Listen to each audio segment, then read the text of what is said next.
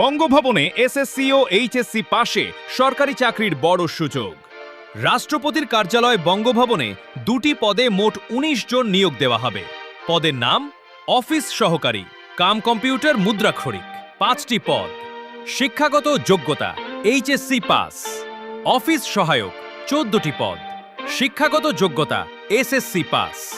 আবেদন শুরু হবে 21 জুন 2026 সকাল 10টা থেকে এবং আবেদন করা যাবে 30 জুলাই 2026 বিকাল 4টা পর্যন্ত। আবেদন করতে হবে অনলাইনে টেলিটক ওয়েবসাইটের মাধ্যমে। সরকারি চাকরির স্বপ্ন পূরণ করতে চাইলে সুযোগটি হাতছাড়া করবেন না। ভিডিওটি শেয়ার করুন এবং নিয়মিত চাকরির আপডেট পেতে আমাদের পেজটি ফলো করুন।